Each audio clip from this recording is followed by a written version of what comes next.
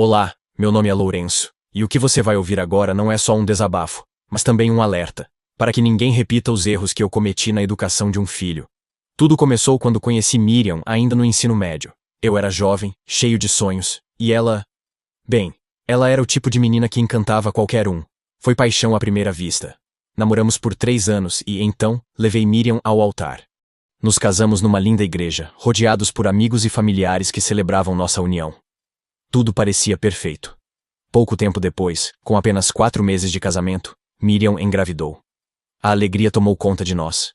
Quando nosso filho nasceu, o chamamos de Lucas. Aquele pequeno ser era a nossa felicidade. Miriam se entregou à maternidade com devoção. E eu achei bonito no começo. Ela parecia determinada a ser a melhor mãe do mundo.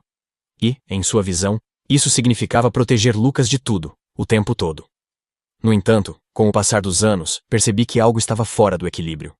Eu, como pai, queria criar um filho com princípios, com valores. Um menino capaz de enfrentar a vida com coragem e caráter.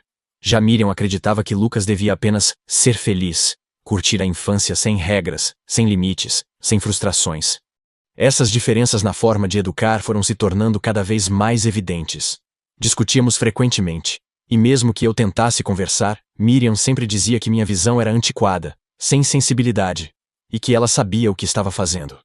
As coisas realmente mudaram de vez quando Lucas completou 10 anos. Se você gosta do conteúdo desse canal, por favor, deixe um like ou um comentário, pode ser apenas um emoji, para ajudar o canal a crescer e incentivar a gente a continuar esse trabalho. Agora vamos continuar a história. Foi num almoço de domingo. Tínhamos preparado legumes e arroz. Mas Lucas, com um olhar mimado, cruzou os braços e disse em voz alta: "Eu não quero comer isso. Quero frango frito. E quero comer no meu quarto."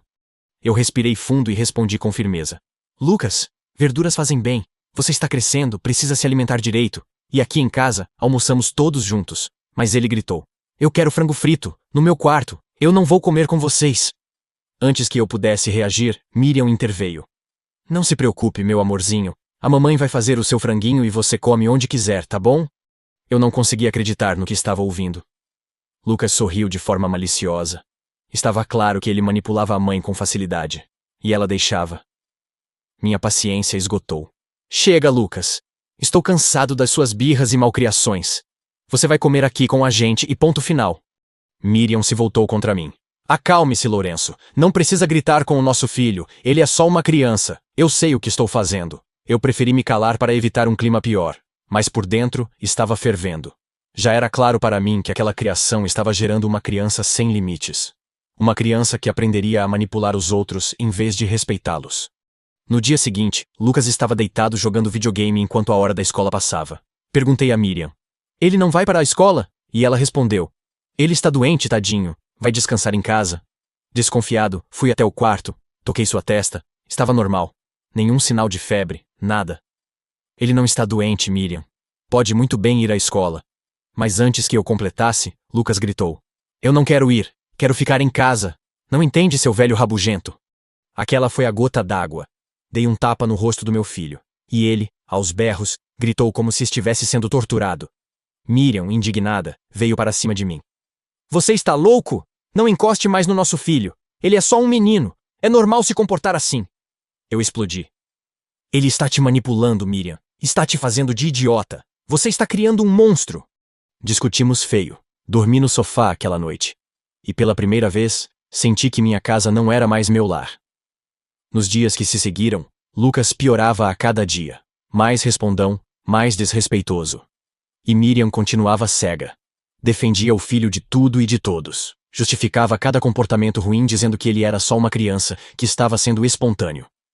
Mas o que viria a seguir só confirmaria meus piores temores. Alguns dias depois da última briga, minha irmã mais nova, Jéssica, veio me visitar. Sempre tivemos uma relação muito boa. Ela é minha caçula e me respeita como irmão mais velho. Fiquei feliz com a visita e a recebi com um abraço apertado. Assim que ela entrou, avistou Lucas e disse com alegria: "Olá, meu querido. Quanto tempo?" Mas Lucas nem respondeu direito. Ele apenas olhou para ela com desdém e com um sorriso forçado pediu: "Tia Jéssica, me dá um dinheiro para eu comprar doces?" Jéssica, meio sem graça, respondeu com carinho: "Meu amor, sinto muito, mas hoje estou sem dinheiro." Nesse instante, Lucas fez um escândalo. Começou a gritar, bater os pés, fazer uma birra absurda ali na frente de todo mundo. E o que fez Miriam? Foi até ele, pegou o dinheiro na bolsa e disse: "Aqui está, meu amor. Vai lá comprar seus doces." Lucas deu um sorriso vitorioso, e num ato completamente desrespeitoso, empurrou Jéssica antes de sair correndo para o quarto. Eu fiquei sem reação. Olhei para Miriam com indignação. Ela, como sempre, respondeu com a mesma ladainha: "Não me olhe desse jeito, Lourenço. Ele é apenas um menino. É normal isso na idade dele." Mas dessa vez, quem não se calou foi Jéssica. Ela, com a voz firme, respondeu: "Escute, Miriam. Você está criando esse menino de forma tóxica e horrível. Isso vai acabar te trazendo grandes problemas. E você, Lourenço, você também tem culpa nisso. Deveria se impor mais e mostrar que é o homem dessa casa. Não pode continuar deixando sua mulher fazer o que quiser com esse menino." Miriam se exaltou. "Eu já disse que ele é só uma criança. Isso não é motivo para tanto drama. Vocês estão todos contra mim. Só porque eu escolhi educar meu filho com amor."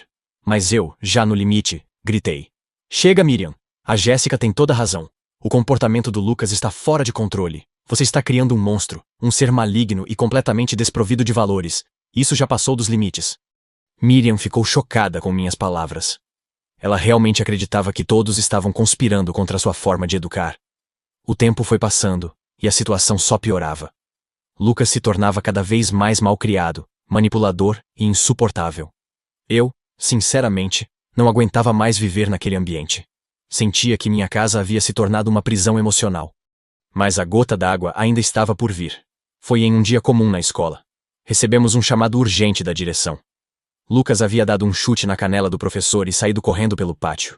Fomos chamados para conversar com a diretora, que nos explicou detalhadamente o comportamento agressivo e desrespeitoso do nosso filho. Eu ouvi tudo em silêncio. Cada palavra era um soco no estômago. Quando saímos de lá, decidi: Lucas precisava de um castigo. Precisava aprender que seus atos têm consequências. Mas Miriam, como sempre, se colocou entre mim e o bom senso. Eu não quero que o meu filho viva em um ambiente hostil. Ele é apenas um menino, Lourenço. Por favor, compreenda isso. Foi então que, lembrando das palavras da minha irmã, eu disse com firmeza: Escute bem, Miriam. Se você não mudar essa criação doentia, eu vou pedir o divórcio. Vou tirar o nosso filho de você e criar ele longe desse ambiente. Não quero que meu filho se torne um adulto ruim, tóxico e sem limites. Miriam arregalou os olhos. Você não pode fazer isso. Separar um filho da mãe causa traumas. Quer ir embora? Vá. Eu criarei o meu filho sozinha, como acho que devo. Se não está satisfeito com a minha visão, pode sair agora. E então, ela disse algo que me marcou. Parece até que você odeia o seu próprio filho. Só porque quero protegê-lo, você me trata como uma criminosa. Desde quando ser uma boa mãe virou pecado? Eu, cansado, apenas respondi: Não posso mais viver assim, Miriam. Isso aqui virou um inferno. A partir de agora, só fale comigo através do meu advogado. Você está destruindo o nosso filho. E o que vai colher será consequência das suas escolhas. Naquele momento, o casamento acabou. Pedi o divórcio, saí de casa e continuei pagando a pensão do Lucas. Mas emocionalmente, a relação estava morta. E eu sabia que ainda viria o pior. Depois da separação, eu continuei pagando a pensão do Lucas, como manda a lei. Mas emocionalmente, eu me sentia derrotado. Tinha perdido o casamento e, o pior, tinha perdido o controle sobre a criação do meu próprio filho. Ainda assim, eu segui minha vida. Com o tempo, conheci Marina. Uma mulher doce, viúva, com um olhar sereno e um jeito de falar que me dava paz. Ela tinha um filho chamado Otávio. Um menino da mesma idade de Lucas, apenas 6 meses mais velho. Mas diferente, completamente diferente. Otávio era educado, respeitoso, carinhoso, um menino que demonstrava gratidão em pequenos gestos. Era o tipo de criança que dizia, por favor e obrigado, que ajudava nas tarefas de casa, que fazia questão de agradar. E pouco a pouco, eu fui me apegando a ele. Otávio fazia desenhos e me mostrava, perguntando se eu tinha gostado. Me dava presentes feitos com as próprias mãos, um brinquedo de papelão, um chaveiro improvisado, uma cartinha escrita com lápis de cor. E eu me emocionava. Era como se ele dissesse: Eu te vejo, Lourenço. Eu quero que você me veja também. Eu comecei a enxergar em Otávio o filho que Lucas poderia ter sido. Marina, ao contrário de Miriam, nunca tirava a minha autoridade. Me respeitava como homem, como companheiro, e também como figura paterna para seu filho. Jamais me questionou na frente de Otávio. Pelo contrário, incentivava que eu me aproximasse mais dele. Um dia, o inesperado aconteceu. Otávio se aproximou de mim com um olhar tímido e disse: Senhor Lourenço, o senhor gostaria de ser meu pai? Eu gosto muito do senhor. Acredito que o senhor pode ser um grande homem para minha mãe. E um bom pai para mim. Naquele momento, meu coração se derreteu. Eu me abaixei, segurei os ombros dele com firmeza e respondi: Sim, meu filho. Eu aceito. Quero ser seu pai. Vou te amar e cuidar muito bem de você. Ele me abraçou forte. Marina assistiu tudo emocionada. Amor, fico feliz em te conhecer, ela disse. Ver o quanto meu filho te adora. Isso me faz acreditar de novo que ainda existem homens de verdade no mundo.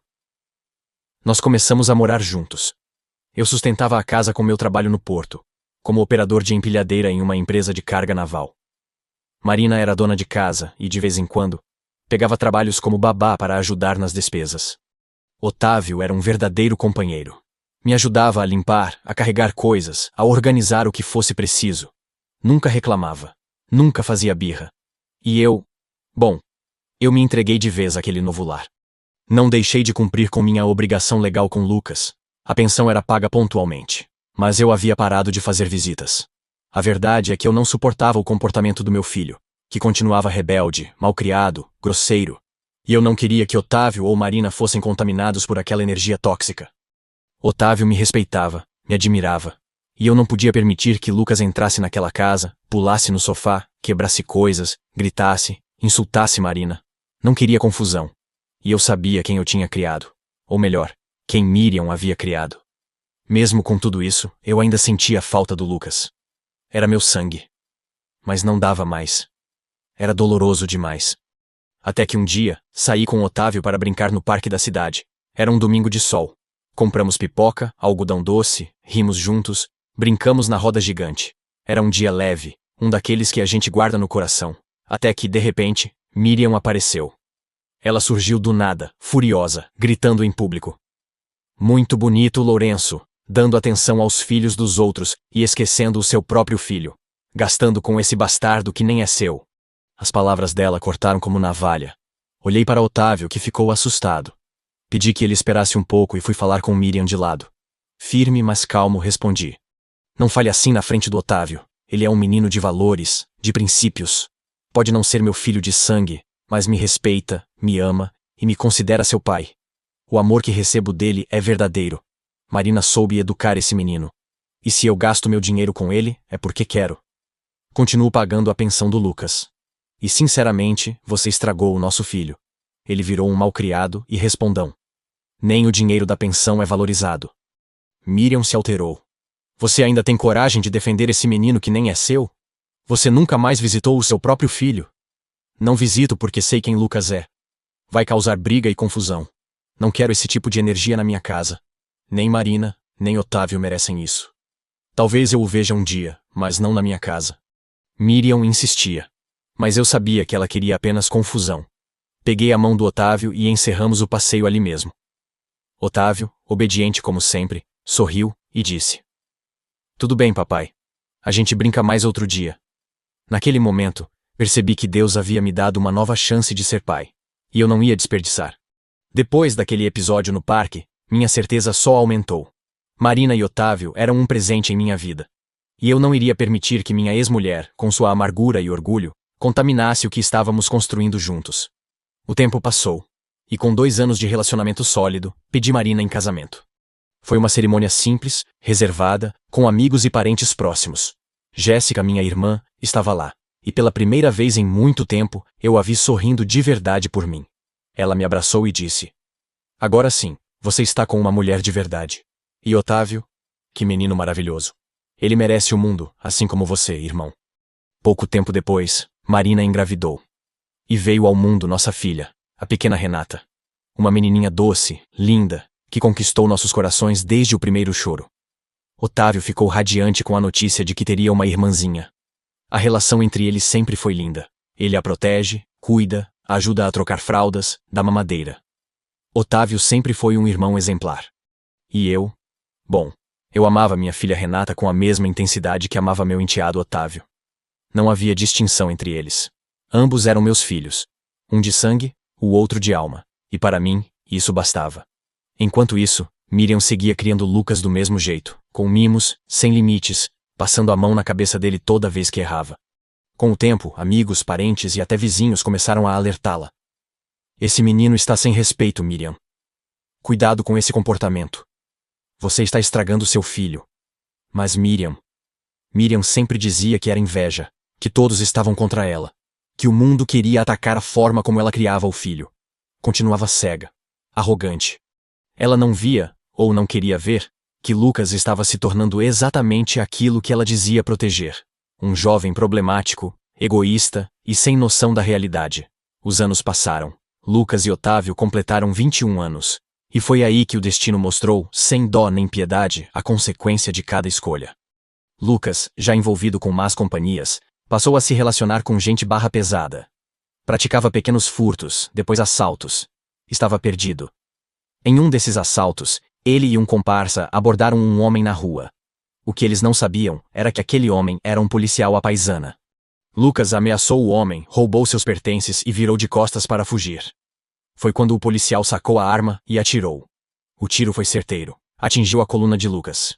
No chão, em agonia, ele gritava: "Me ajudem! Eu não sinto minhas pernas!" O próprio policial chamou a ambulância, e Lucas foi levado às pressas ao hospital.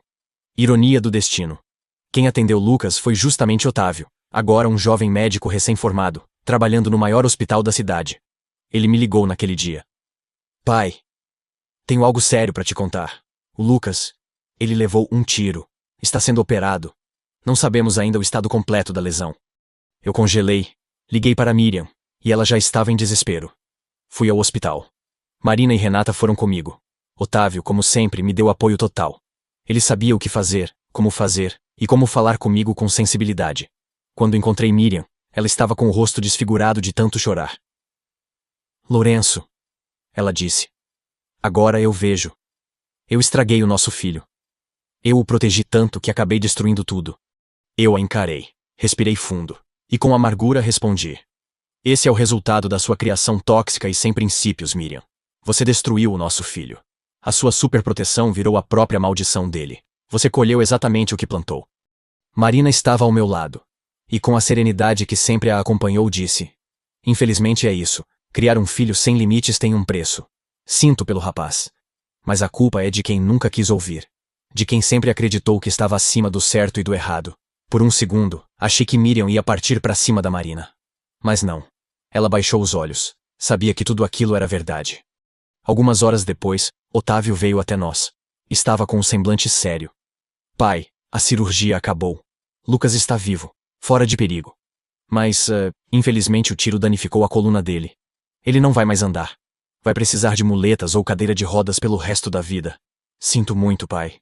Naquele momento, Miriam caiu no chão gritando: "Não! Meu filho, não! Por que, meu Deus?"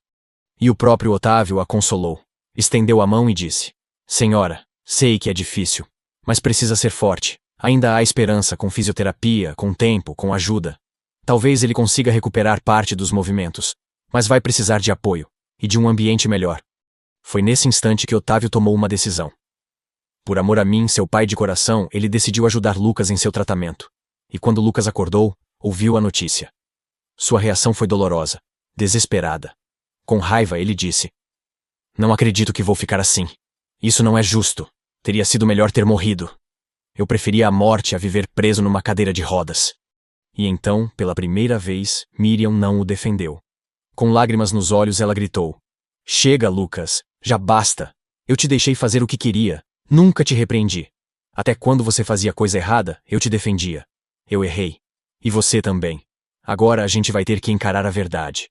Lucas, tomado pela revolta e pelo choque, gritou: "Você me estragou, mãe. O papai sempre teve razão. A senhora me destruiu."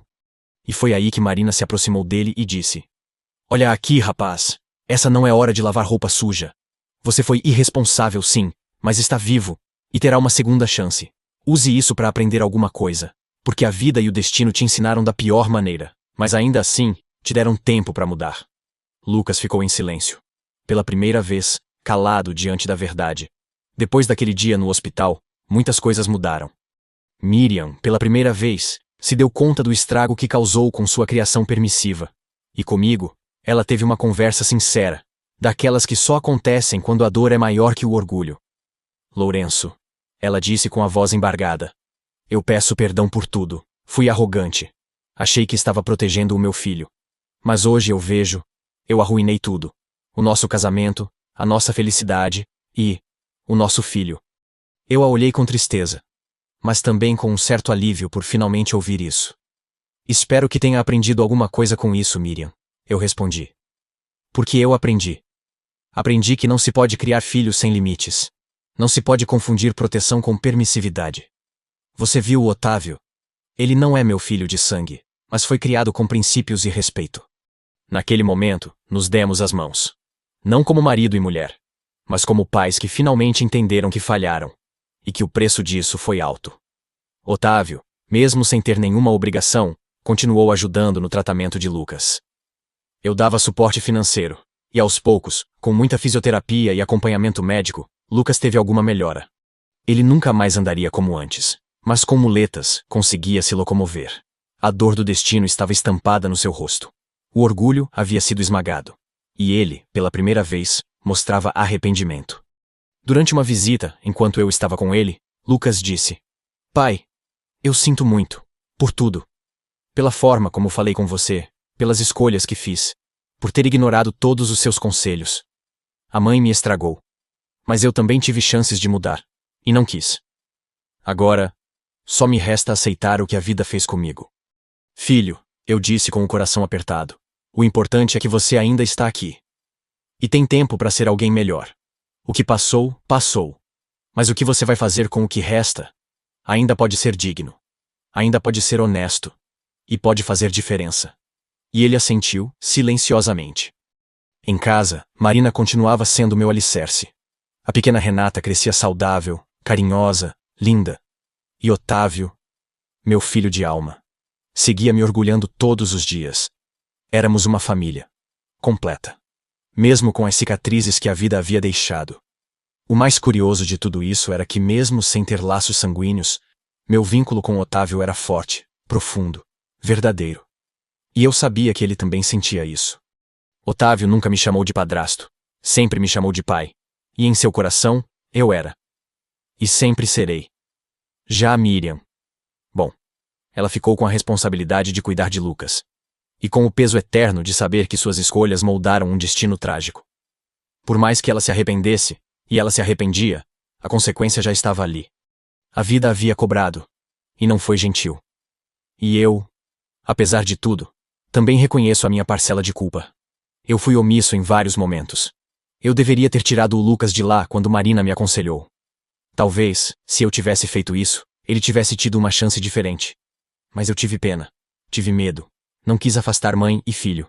E essa misericórdia teve um preço. Hoje, olhando para trás, eu entendo que a vida é feita de escolhas, e que criar um filho é um ato de coragem, parceria e responsabilidade. Não se cria uma criança sozinho. Não se educa com permissividade disfarçada de amor. Não se cede às birras achando que está fazendo o bem. Se os pais não colocam limites, a vida coloca, e a vida é impiedosa. Se você é pai, mãe, ou pretende ser um dia, leve essa história com você. Não proteja demais. Não permita tudo. Não confunda amor com fraqueza. Ensinar o certo dói. Impor limites desgasta. Mas é isso que constrói caráter. Porque se você não ensinar agora, o mundo vai ensinar depois. E o mundo não tem pena. Essa foi a minha história. Meu nome é Lourenço. E espero que, ouvindo isso, você possa fazer diferente.